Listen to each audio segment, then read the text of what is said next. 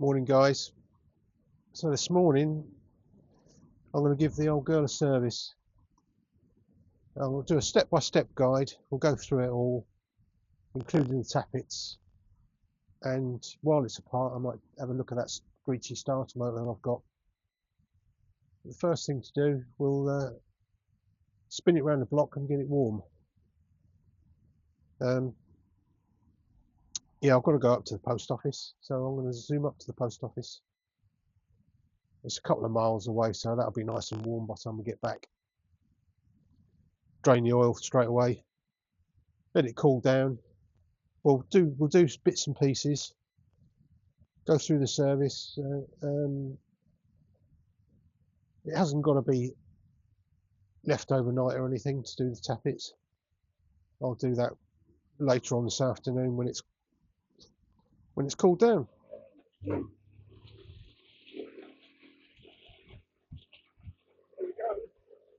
Okay, she's all warmed up, been round the block.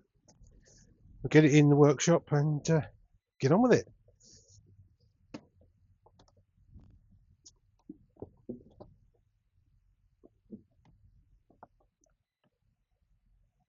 It's a bit of a squeeze to get it in here, but it does go all right. Yeah, you can just pick this up quite easily. No trouble to move about at all.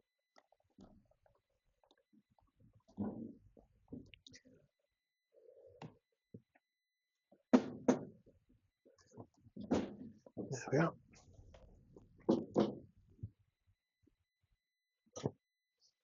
Okay, get it up in the air.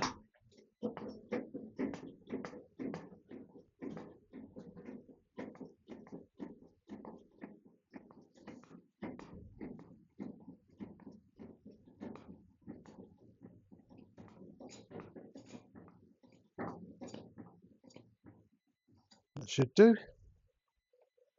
Let's get that oil drain first while it's still nice and warm. Okay, first thing, you want to find yourself a little container. They don't hold much, it's not even a litre, so it hasn't got to be massive. And you need to identify which bolt is the drain bolt. So if you look underneath, you'll see there's a big one there and a smaller one on the other side. It's an angle. You don't undo the smaller one. Don't undo that one, because that is the cam chain tensioner spring. If you take that out, a big spring will fly out. It's not the end of the world, but you don't really want the hassle, so leave that one alone. Undo that one. It's a 17mm.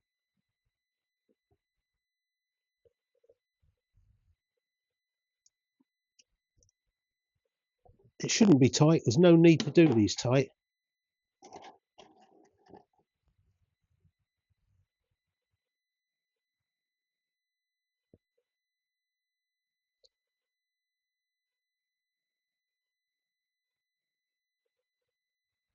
It's quite a long bolt, so there we go. Clean hands. I didn't get oil everywhere. Yeah, it's pretty black. That's done about 1,500 miles. That is. I usually change it every 1,000, but I've been a bit lax and let it go over. So that's what 1,500 miles looks like. So yeah, you're best to change this oil every 1,000 miles really. It's only ordinary 1040 mineral oil. Nothing, you know, it's not expensive, and it's so easy to do. So I would recommend every 1,000 miles. Right, we're going to leave that for a bit to drain for a bit, and we'll get on with something else. Okay, that oil's drained. It's had about 10 minutes. Let's get the sump plug back in. Make sure the washer's there and in good condition. It's an aluminium washer. You can reuse it again and again. Now these don't need to be very tight. Tighten it, over tighten it at your peril, because it will strip the thread. Then you're in a world of pain. So it's literally, I've got a short ratchet, not very long at all, is it? And just give it a little tweak, and that's it. Don't whatever you do, don't over tighten it. Okay, that's that little job done. Let's fill it up while we remember. Otherwise it'll get forgotten, won't it? Then we won't have any oil in the engine. Right, let's fill it up.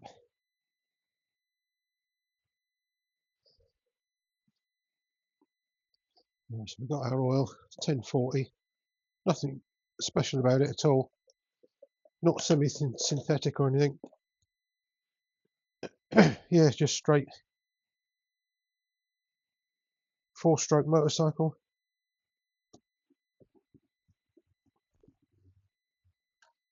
These hold 600 ml when you change the oil. I've got a measuring cup. Conveniently goes up to 600 ml. So let's get 600 in there.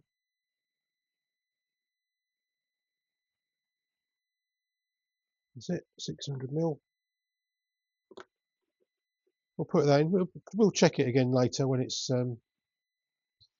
finished and been run. Check it and top it up if necessary. And let's get this nice new oil in. See, it doesn't hold much, that's all it is. So you never want to let these get low, because that's one thing that will kill a Cub engine or a Lifan engine. Any pit bike type motor like this, you let them run low of oil and they get hot, and it's curtains. It will seize up. It's one of the only things that will kill these things. And they do burn a bit of oil when you're riding them around flat out, because that's what they do. Because they're only little, you're always flat out everywhere, aren't you? So they do burn a little bit of oil. So keep checking them. Just check it after each big ride, or before each big ride, I should say.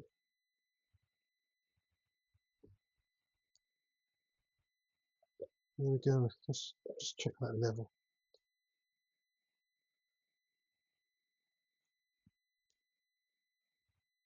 So the dipstick on the Honda engine, you just rest it on top of the threads, like so. And that is up to the maximum. On the Lifan, you screw it in. You screw it until it stops, then take it out and check it. But the genuine Honda ones, you just rest it on the threads. Okay, that's the oil done. I won't be doing the filter screen inside there, because to be honest, you don't need to. It's a waste of time. I've taken them apart, you know, with a lot more miles than what this has got on it, and the filter's been perfect. I think the only time you need to take that apart and have a look is if you're going to get in there to do any work on the clutch. So yeah, don't bother. Same with the C125, the new Cub. Don't bother with the filter screen. You know, I did 18,000 with my 125, and I thought I better take it apart and have a look. And it was as clean as a whistle. So you just don't need to do it. Of course, the later ones have got an oil filter here, so they still have the filter screen apparently. But yeah, don't touch the filter. Don't do it. Don't waste your time, because it's a pain in the neck. When you pull this cover off, the gear selector pieces all fall apart, and it's a bastard to get back together again. Now we'll do a few easy jobs while Well, we've got the wheels in the air. Just have a quick visual look at the tyres. Make sure you haven't got anything sticking in them. It's going to give you a puncture later. Just check the spokes. Doesn't take a second. Just grab them. You'll know straight away if there's any loose ones. It'll sound good. Spins nicely. No play in the wheel bearings. Let's check the rear brake adjustment is all good. Let's check the tyre pressure. I've got modern Michelins on this. They're City Extra. They're actually radials. They were meant for the C125 and they just fit. Really nice tyres, best tyres I've ever had. They wear well, they grip really well. They've got thick carcasses because they're meant to be tubeless, meant to be run tubeless. The tyres are quite, they're a bit of a bastard to get on and off on these rims, but I think it's worth it for the durability. They're as tough as old boots.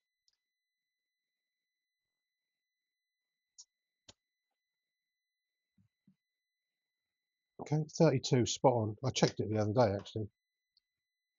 So I run these at 32 back, or 34 if I've got a load of weight on it, but generally 32 back, 30 front.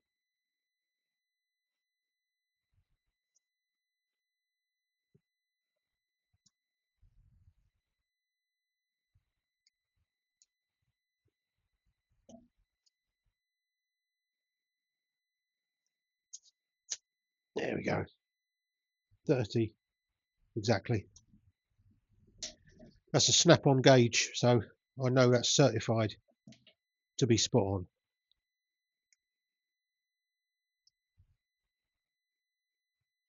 Yeah, they're nice tyres these. Let's check the spokes.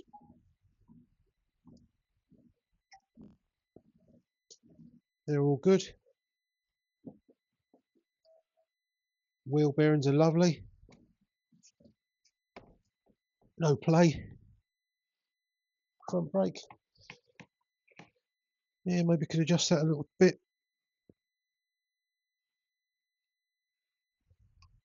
Make sure it's not binding. Lovely. Okay, that's that little job done. Okay, we're going to do the chain adjustment now. Just take this little grommet off. You can see in there, I can see straight away the chain is pretty slack because I haven't adjusted that for a while. Right, so we need to undo these two, just loosen them off. That is a 19 and a 23mm, that bigger one. So we'll just loosen those off.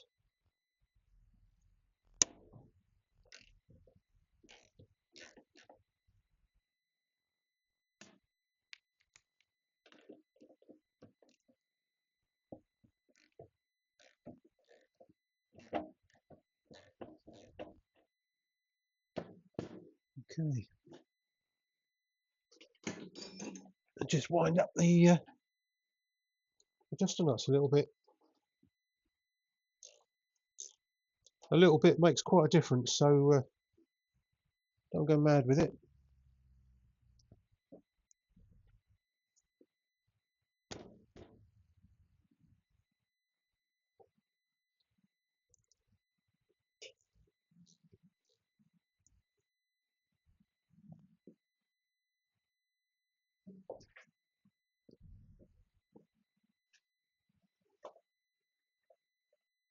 Just check the little adjusters.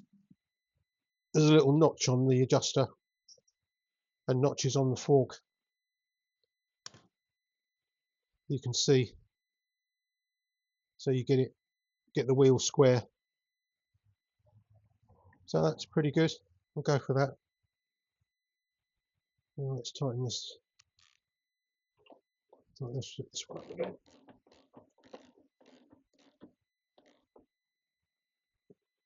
Again, don't go too mad with these bolts, because if you get a puncture, you've got to undo them on the side of the road, haven't you?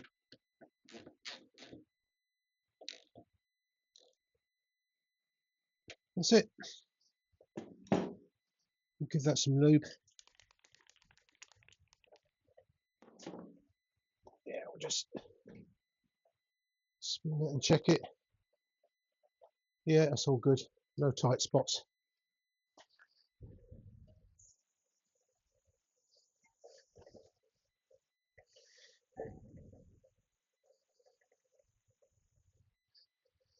Right, that's the chain done. And while you've got your lubricant, you can do your side stand pivot.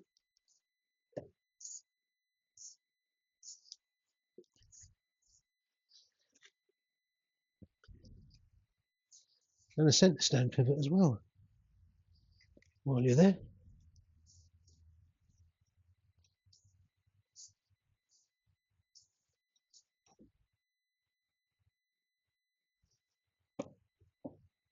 That's it, lovely.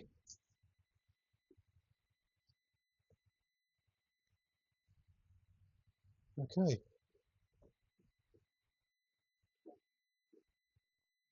They're the easy bits. So I think what we'll do now, I'll take the leg shield off. The engine's cooled down a bit, but it wants to cool down a little bit more before we do the tappets. But I'll have a look at that starter motor while we'll wait for that to cool down.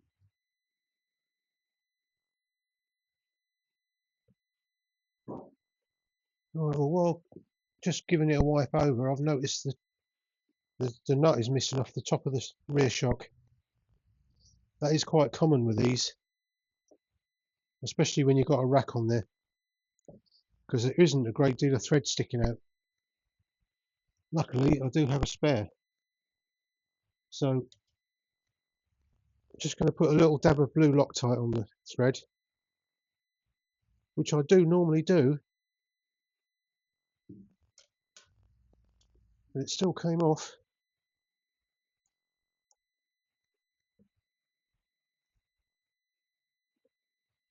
They're 14mm. You've got to be a bit careful with doing these up. If you do them too tight, you're going to strip the thread on the. You don't want to strip the thread on the bolt, because that's part of the frame.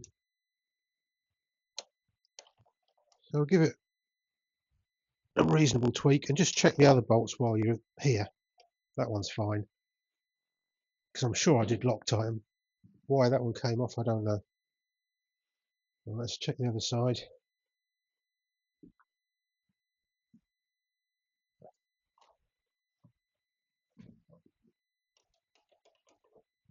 Bottom ones are good. The top one this side is a little bit loose, so I've just tightened that up.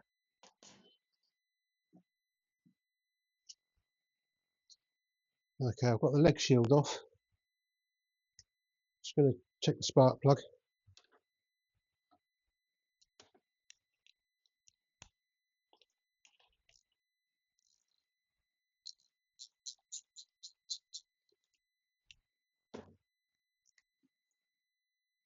Looking at the plug is always a good indication of the mixture.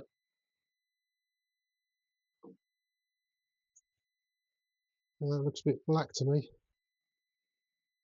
I know it's running a bit rich, because I've had a bit of trouble with the pilot jet, and I had to ream it out to clean it, and I've made it too big, so it is running rich. But that's a job for another day.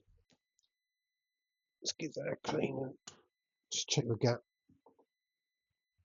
Yeah, it's not the end of the world, the mixture being a bit rich. and it is going to use a little bit more fuel. I'll do that in a future video, do the strip and check of the carburetor. So these should be about 40 thou gap.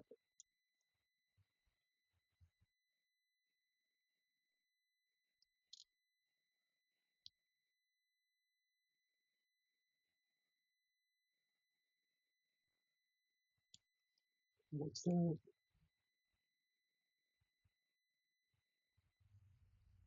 Yep, 40 thou.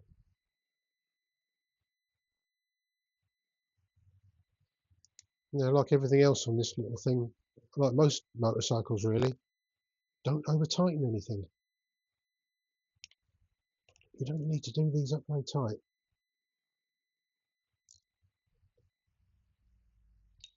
That's it. Okay, so the plug's done. We'll get this air cleaner off and check the air cleaner.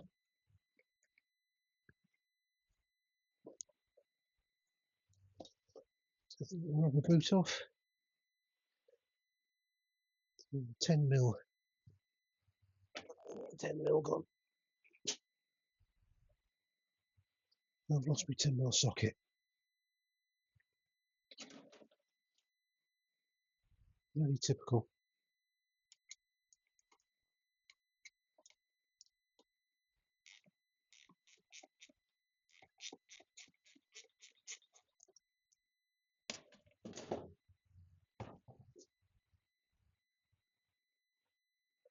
There's the 10 mil. Found it. Phillips screwdriver.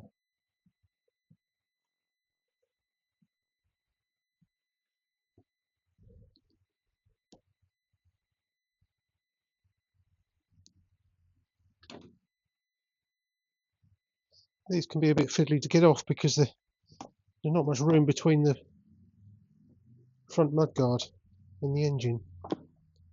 So you have to have it on full lock to get that out. So that's the airbox off.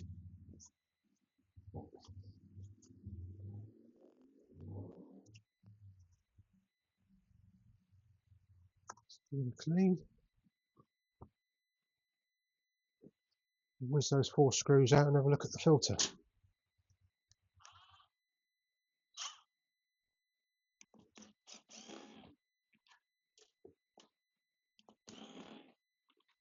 Well, that's a lot quicker, isn't it? Doing it with a screwdriver.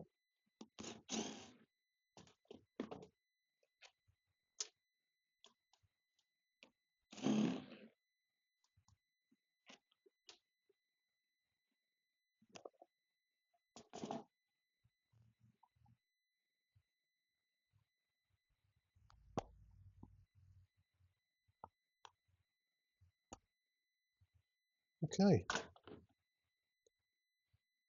Nothing wrong with that. Clean as a whistle. 14,000 miles. Because this is a Japanese domestic market, this filter is slightly different than the UK ones. The UK ones are round. So it's a good job it doesn't need replacing. I'd have to get one from Japan, I suppose.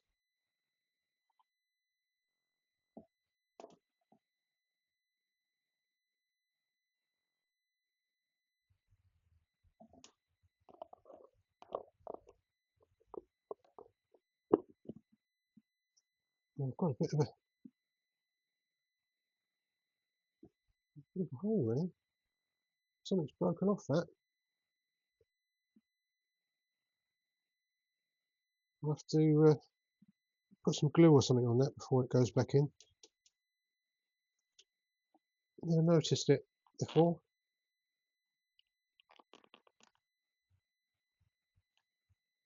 That'll weaken the mixture slightly if it's got a hole in the airbox. Actually, that's not a bad thing because it's running a bit rich.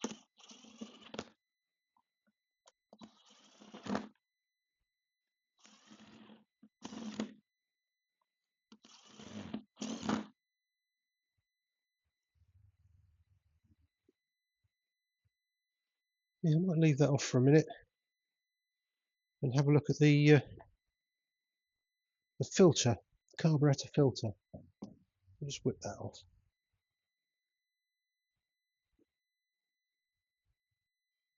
Okay, so you can see that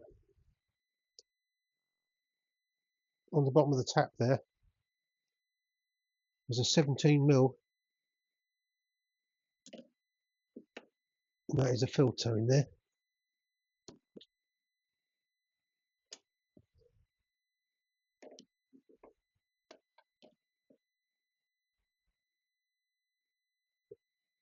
Let's get the rag ready in case it pours fuel everywhere. I have actually drained the tank. I will turn the fuel off anyway, but I've drained it because I wanted to check the fuel hoses.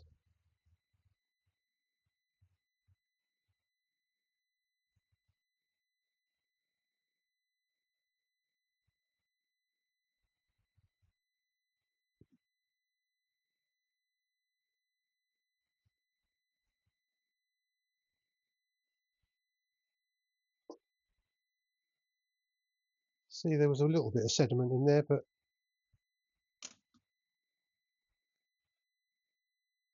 it's doing its job. It just catches the odd little bit.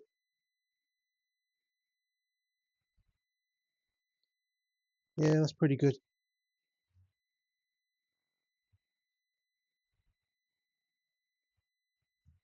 Stick that back.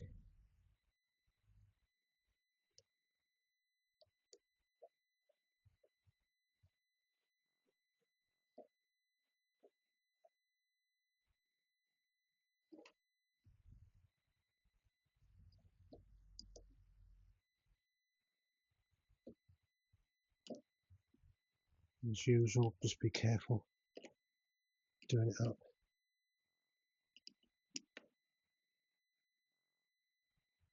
Not tight at all. Okay. What should we do now?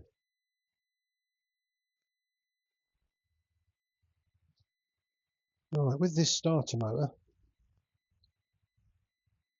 it won't come out without taking the cover off the other side, and I've just drained the oil and refilled it. I don't want to drain the oil again. And I also need a gasket for that side as well. It won't come out without disconnecting it from the starter chain. So what I'm going to do is a bit of a classic bodge that you can do with any electric motor that's like this. There's a bush in there, no way of lubricating it.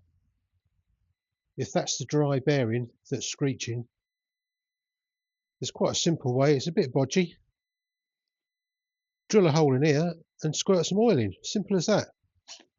I've got nothing to lose because I can easily. I'll probably end up buying a new starter motor anyway, but it might be an easy fix.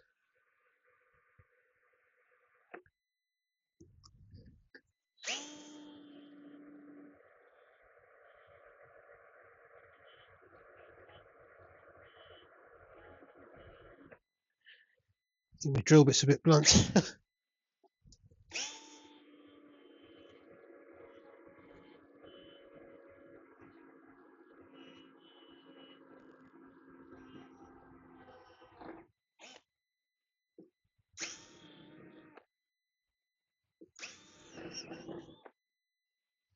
That's it, we're through. The flutes on the drill will make sure the swarf comes out, it doesn't go in.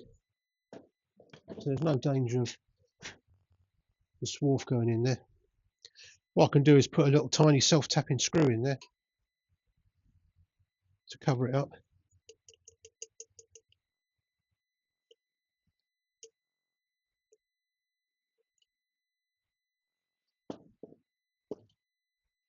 Oh, there's a bit of oil in there.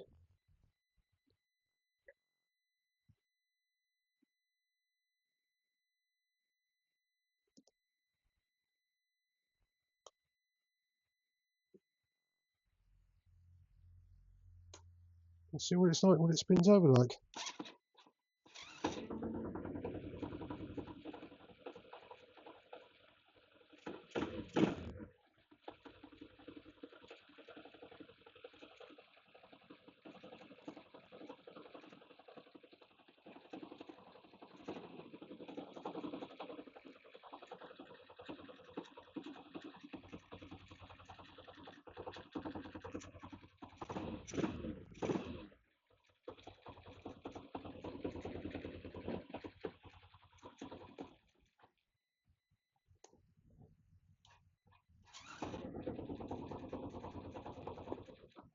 Well, it's definitely made that quieter, no doubt about it. So that could be the culprit.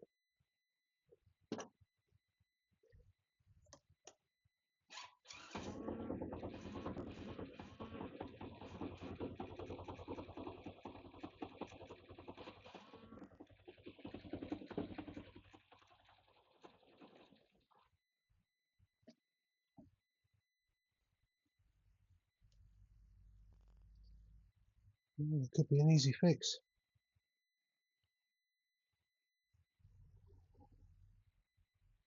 I'll put a little screw in the end of there.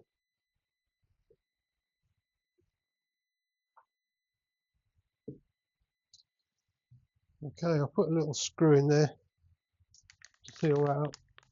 I've got my chain lube here. I'm going to just run around the cable, lubricate the cables and the pivot points.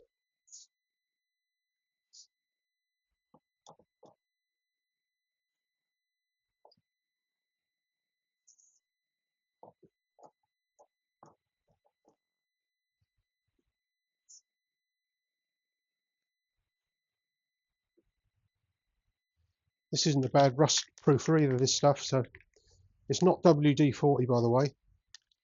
It is, well, it's WD-40 PTFE lubricant. Your average WD-40 is good stuff. Great for cleaning and degreasing and stuff. So this is also good for lubricating all your pivots. And a bit of rust proofing as well. Any like furry nuts and bolts.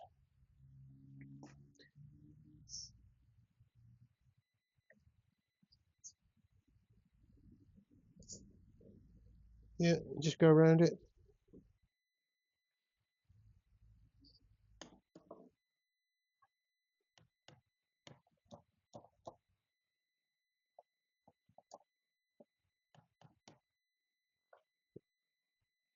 So we're nearly there.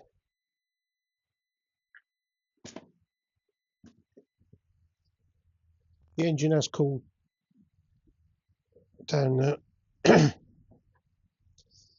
Don't need to worry about it being stone cold, because I always have the clearances slightly bigger than normal anyway. Because one thing you don't want is the valve clearances to close up. That can be a disaster. With modern fuel, where they run so hot, the exhaust valve tries to eat its way into the seat and it closes the gap.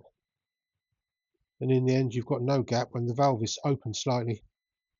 And you know about it because it gets hard to start. So as soon as you've got a cub or a Lifan, if it's difficult to start, check your valve clearances, especially the exhaust chain side of the engine. You'll find the crankshaft behind that cover. In there is a flywheel with a 14mm nut on the end, so you can get a 14mm socket, use that to turn the engine over.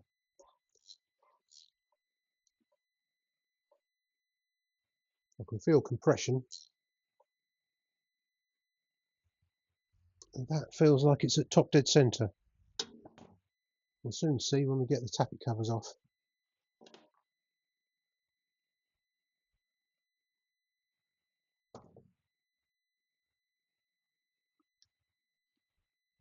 There's not a lot of room to work on these at all with the carburetor in place. So with a 17mm, you can take this nut off, or the tappet cover, and it will just go past the carburetor, and that'll expose the lock nut and the tappet. Now I can't feel any play, so maybe it's not at top dead centre. You'll see the tappets move anyway.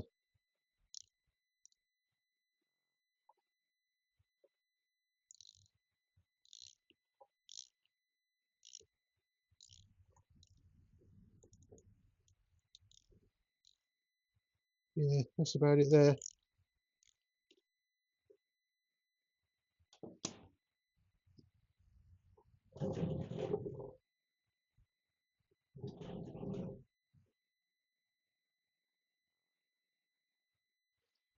Yeah, I can just feel a little bit of play on that inlet valve now.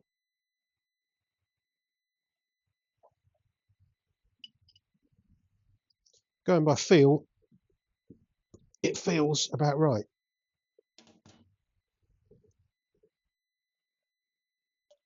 I've done hundreds of tappets over the years, so I know roughly what feels right, and these are quite tight clearances on these. You know, a lot of people run them at 2,000 exhaust and inlet.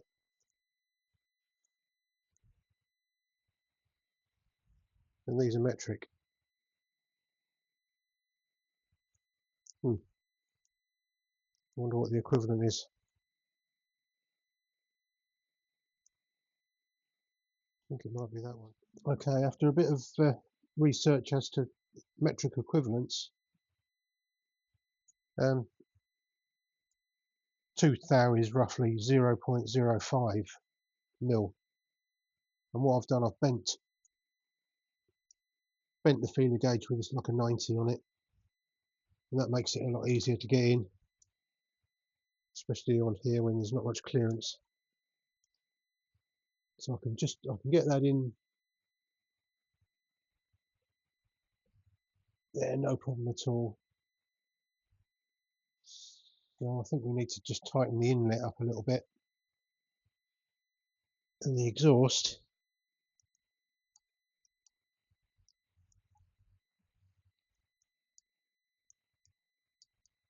I can't get it in there at all. So we're going to tighten the inlet and loosen the exhaust.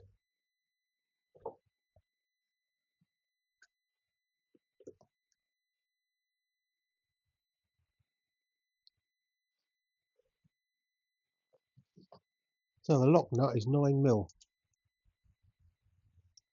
and I've got a tiny little BA spanner, 10 BA that is, that fits that little square on the actual tappet. So hold the little square so it doesn't move. Loosen your lock nut. I can just tighten that a tad. Tighten it back up. So that's tightened that slightly.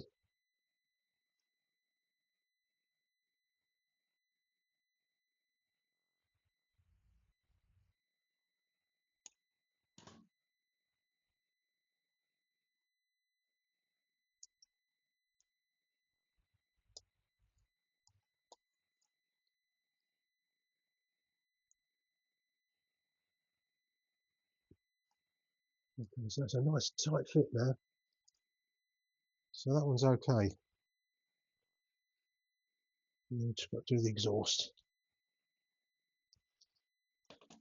Exactly the same, 9 mil. Hold that little square.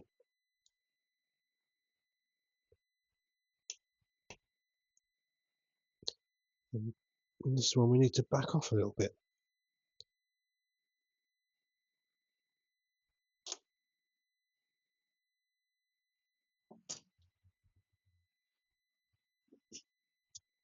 The main thing is that you have got a bit of clearance there.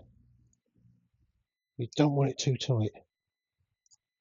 Yeah, that's a nice fit now.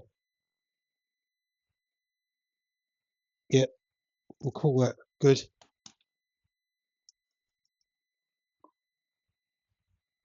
It'll probably rattle like a bag of nails. We'll see what it's like when we start it up. Let's get the caps back on. Just double check their lock nuts are tight, which they are.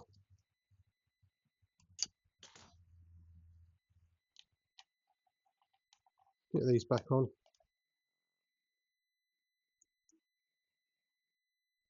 And we'll just fire it up, see if it rattles like a bag of nails or not. It shouldn't do.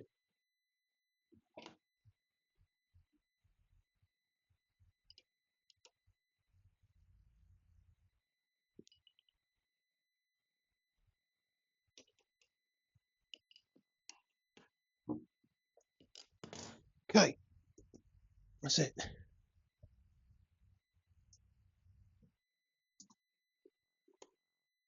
Wiring hole.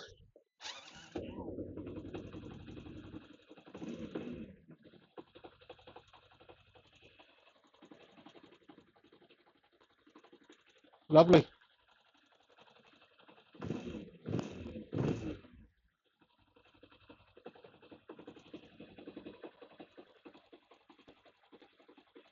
Yeah, that's spot on. Sounds perfect.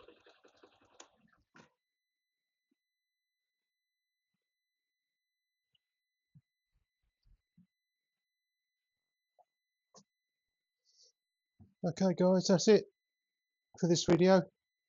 I don't think I've forgotten anything. If you think I've forgotten anything important, stick it in the comments. But I've covered the basics. All ready for another 1,000 miles. Yeah, love it. Great little bike, so easy to work on. Yeah, that's it. Like and subscribe and all that, if you don't mind. And we'll see you on the next one, which might well be a wild camp. So if you're looking for C90 content on the next one, it won't be. It'll just be me hiking a short hike, I'll say, to my favourite little camp spot. And we'll do an overnight wild camp. Should be good. Speak to you soon. Cheerio.